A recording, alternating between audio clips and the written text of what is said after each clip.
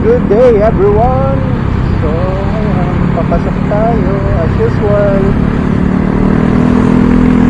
Medyo mabigat na yung daloy ng traffic. Hindi pa naman traffic pero parang pagalon na.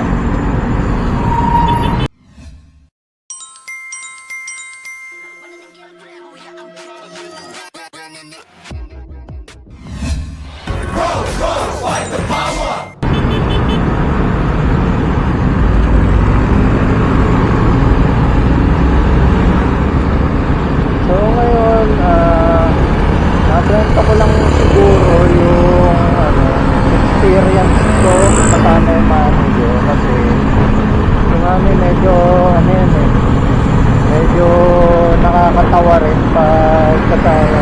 Yung mga times talaga na hindi mo siya pwedeng kantiin pag namimili or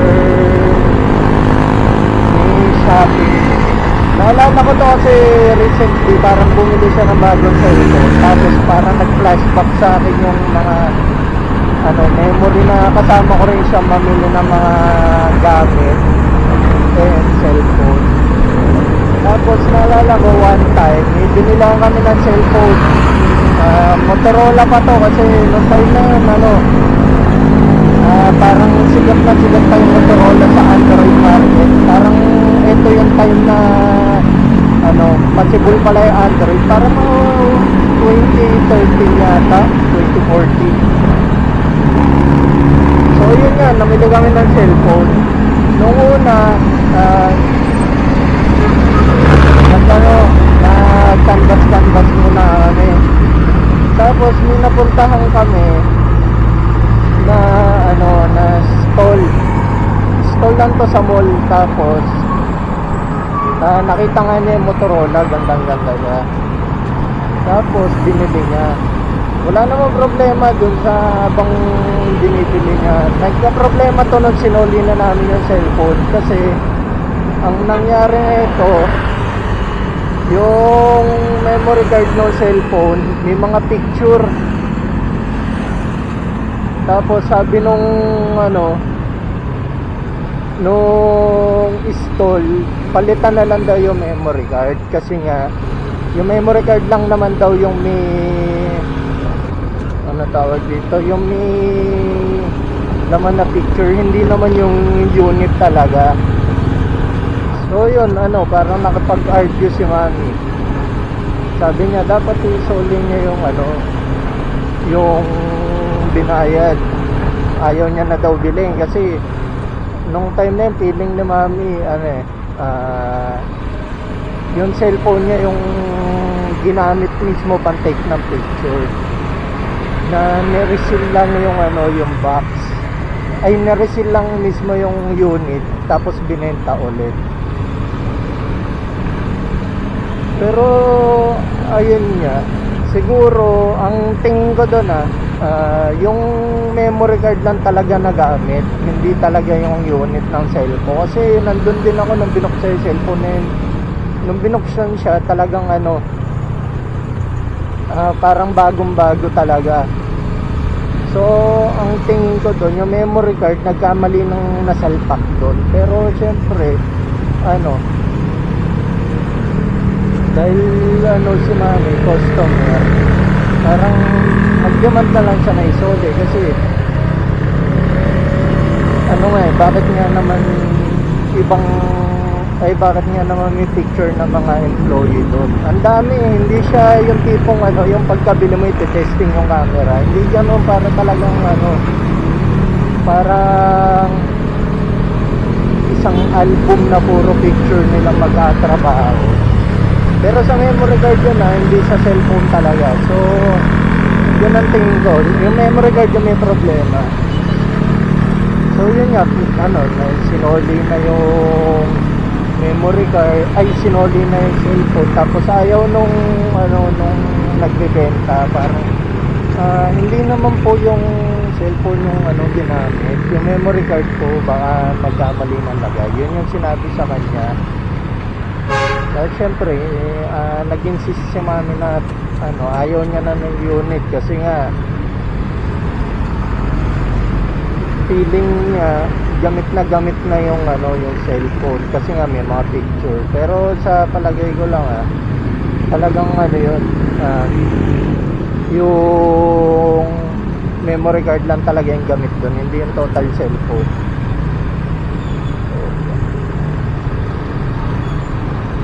So yun, nung hindi sila nagkakasundo, nagtatawag na si mami ng security. Tapos parang medyo may slight na doon, medyo nagkagulo na.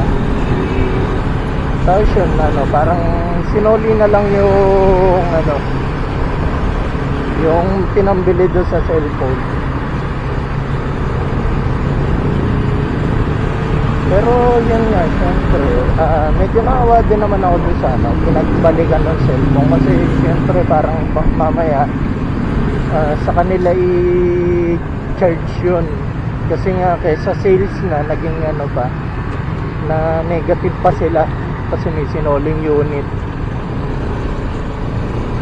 Tapos may sisi doon, syempre yung mga tao nakalagay doon sa memory card.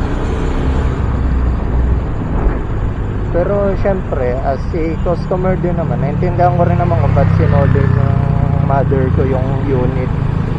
Kasi mamaya nga naman talaga ginamit na yung cellphone, tapos yung ginamit na storage para doon sa memory ay sa mga pictures na nakuha is doon sa talaga memory card. Ayun na yung take ko doon.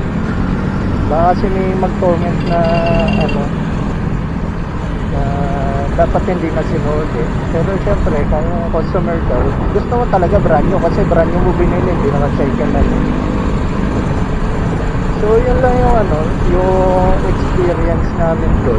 Tapos may nangyari naman, one time to, nung pauso pala internet, mga bandang kailan ba to? Siguro mga 2012. Matagal-tagal na talagang naalala ko lang kasi parang scam yung nangyari dito. Hindi naman totally scam kasi hindi naman na-scam si mami. So parang nangyari kasi yung tumawag sa mother ko, nasabi nanalo nga daw siya na parang microwave yata yung sinabi, parang gano'n. Syempre si mami tuwan-tuwa kasi nga syempre bigla ka na nanalo ng plancha. Tapos tinanong ni mami kung paano nanalo. Tapos sabi nung tumawag, parang promo sa PLDT, and pinapapunta siya sa sa Star Mall. Traffic. So yun nga, pumunta kami sa Star Mall, sinama ako. Grabe ka. Tapos pagpunta namin sa Star Mall, may doon, may maliit na parang office. Nung sinabi namin tumawag nga sila sa amin about doon sa sa microwave, biglang bumanat yung isang yung parang cashier yata doon. Cashier nga ba yun parang staff yata. Ang sabi niya is kailangan daw munang gumastos ng ganong amount para makuha yung microwave. So si mami syempre nainis kasi bakit nga naman siya magbabayad ng ganon, ang sabi na panalunan. And kinonfirm ni mami sa calls na wala siyang kailangan gastusin. So yun, nung sinabi na nagalit na si mami. Sabi nga, ang sabi mo wala akong kailangan gastusin sa call, tapos nandito na kailangan kong gumastos para makuha yung price. Di sana binili ko na lang. Ganun yung reasoning ni mami. Tapos yun, parang medyo nag-escalate din yun. Talagang in-explain nung parang stop na dapat niya gumastos talaga. Parang networking talaga para makabenta ng product. Parang technique talaga nila yun. So yun, nung nainis si mami, sabi niya, wala nga akong interest din. Tapos pinupunta niya ako. Though may interest naman siya, pero syempre parang naabala siya eh. Ayun, okay.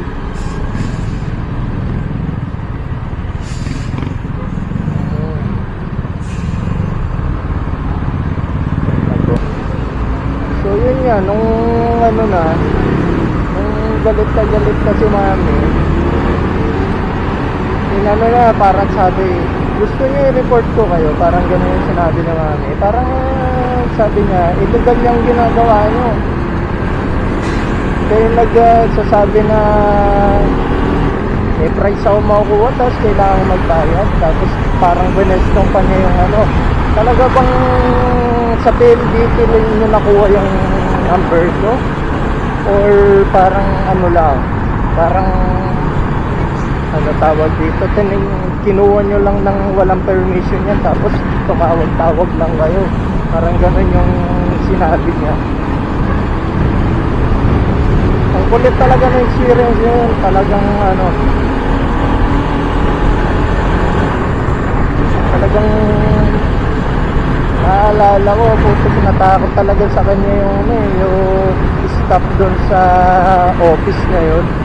Tapos ang ending, ano na lang, binigyan na lang siya ng parang 500 na ano, na internet card for TV. Parang ang pagkakaalala ko, yung card na yun, pwede mong gamitin yung parang meron ka ng 1 month free na ano, TV streaming. Eh syempre nung time na yun, ang bagal ng internet sa amin, kaya hindi rin namin nagamit talaga. Kaya yun, ano, inis na inis si mami, sabi niya, nasayang daw yung punta niya. Tapos may one time pa ito naman, ano to, nung bumili kami ng tablet, Galaxy Tab to. Ito yung ano eh, yung time na parang Galaxy Tab, ano, 2 pa lang yata yung meron sa Samsung. Kasi yun yung parang binili ko. May ano naman, tama ba? Basta ano, bukod siya doon sa ano, malaking tablet, siya yung pinakaunang 7-inch tablet ng Galaxy, or pangalawa, parang ganon. So yun nga, bumili kami. Ang nakita ko kasing specs, yung 15K, ano, parang 32 gig yata yung storage niya. Sabi na tayo, parang 32 gig yata or 16, hindi ko na ma-recall eh, pero parang gano'n. Tapos bumili kami. Ang sabi namin, ano, kinonfirm namin to doon sa ano eh, nagbebenta eh, kung talagang ganun nga yung storage niya, kasi yun yung nakita ko. Tapos nung medyo malayo na kami, kumakain na kami, ano, chinek namin kung ay nakapaan. So ayun nga, nung chinecheck na namin yung tablet, napansin ko ano siya, yung memory nakalagay doon, yung built-in to bali hindi siya memory card. Yung nakalagay na memory doon is parang ano, kulang, parang kalahati siya. Kumbaga, for example, 8 gig yung, 16 gig yung tablet, pero yung binigay sa inyo 8. So nireklamo namin yun. Tapos sabi nung staff, ano, yung ano kasi, yung mga nilagay na, ay yung parang system memory, ay yung parang OS pa niya, bawas pa sa memory. So sabi ko, etong time na to, sumagot na rin ako, kasi siyempre medyo may alam naman tayo sa mga cellphone saka mga computer. Ayun nga, sumagot ako, sabi ko, 16 gig yung binili namin pero 8 gig to. Tapos sinabi nga no staff na hindi kasi po may ano yung kasama nga po yung OS. Pero sabi ko, bakit 1 gig na natira? So ibig sabihin bukod doon sa 8 gig may 8 gig pang nakalagay dito. Ay parang 7 gig bukod doon sa OS na na 8 gig. Tapos may 7 gig pa ulit. So parang natira sa akin 1 gig. Parang ganun. Basta maintindihan nyo. Kasi so yun nga. Parang nagdadahilan pa rin yung stop. And syempre ako alam mo ko naman na pag yung OS. Kasi yun. I-voiceover ko na lang kasi medyo magulo explanation ko. Pero 'di ba pag bumili ka kasi ng 32 gig na phone, for example, makikita mo yung sa storage niya is 32 gig tapos yung system niya doon na rin babawas sa 32 gig. Hindi siya naka-hide. So yun nga, nagreklamo na naman si mami. Sabi niya, ang sabi nyo 16 gig to. Tapos yung presyo, ayun pa yung kaya talagang sinuli namin. Kasi yung presyo niya pang 16 gig pero yung binigay niya 8 gig. So talagang nireklamo talaga namin yun. Tapos si mami na nakipag-usap. Sabi niya, pinalagyan na namin ng tempered yan, no? Tapos yung pala ano tawag dito, tapos yun mali pala yung nabigay. Talagang pinipilit pa rin ng staff na hindi tama yan. Talagang 1 gig na lang matitira. Tapos para matapos yung usapan,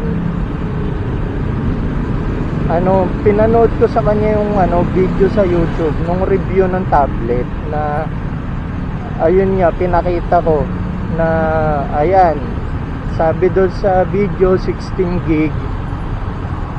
Tapos nung tinignan yung system memory, may natirang parang 9 gig kasi nga yung parang yung update do sa OS or yung OS mismo is parang 7 gig. So pinapakita siya doon sa system, unlike doon sa sinasabi niya na pinipilit niya na hindi talaga ipapakita yung bawas sa memory sa OS, and yung internal na yun na lang talaga yung natira.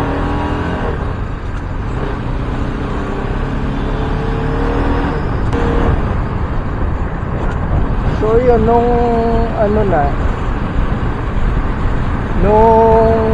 napanood ko na sa kanya, mapilitan na silang palitan kasi talagang naman, fault naman talaga nila yun.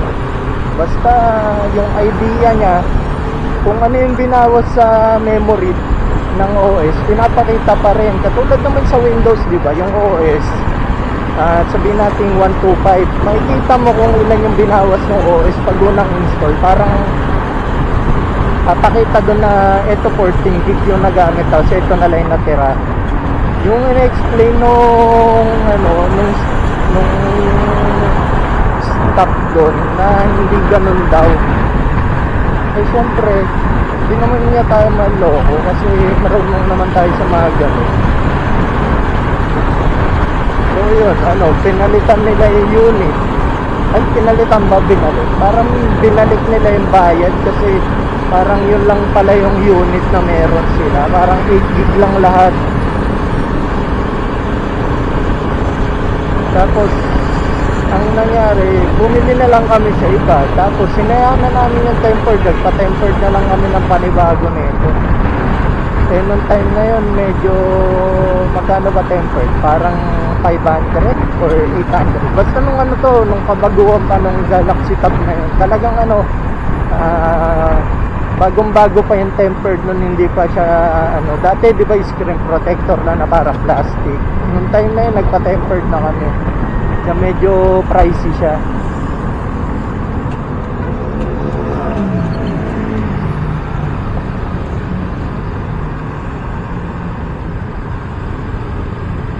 Tapos yun, nung next na bili namin, talagang kinonfirm namin, tinignan ko pa yung system ko, talagang 16 gig yung nakalagay. And 16 gig naman talaga. So naging all goods na. Medyo ano, medyo unfortunate na nangyari doon, pero ano, goods pa rin kasi nabalik yung pera. Kasi talagang si mami yung nakipag ano eh, parang nagano siya, negotiate talaga siya, talagang sinabi niya hindi pwede yan, panloloko yung ginagawa niya. Talagang ano, umabot sa nagtawag ulit ng guard ng mall para patawag yung admin. Kasi nga ano yung ano eh, parang deception yung nangyari kung natuloy na nauwi namin yung ano gamit. Tapos doon sa price, hindi ko alam kung ganun talaga price na 8 gig nung time na yun. Pero feeling ko hindi, kasi 8 gig sa 16 gig tapos parehas price. So parang mangyari may kickback pa yung ano nagbenta.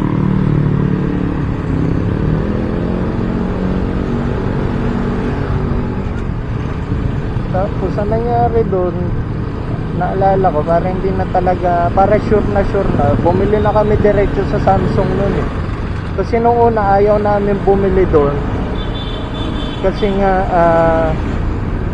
parang yung kulay na gusto nila, ay gusto ko, wala doon. So ang ending noon, yung nabili kong kulay talaga, yung meron lang sila, hindi ko na nabili yung gusto kong kulay.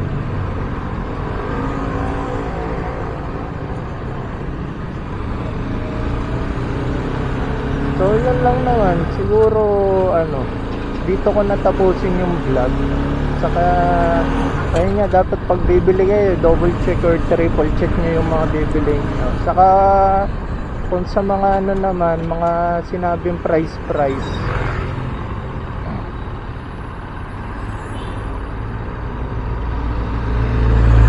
ano, wag kayo basta-bastang ano, kakagat talaga kung parang too good to be true yung mga sinasabi. Make sure nyo na ano talaga, na legit yun, na galing talaga doon sa sinabi nilang company.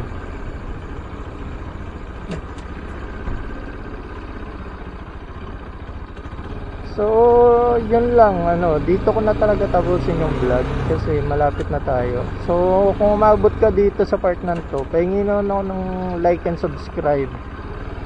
Saka follow mo na rin yung mga socials natin.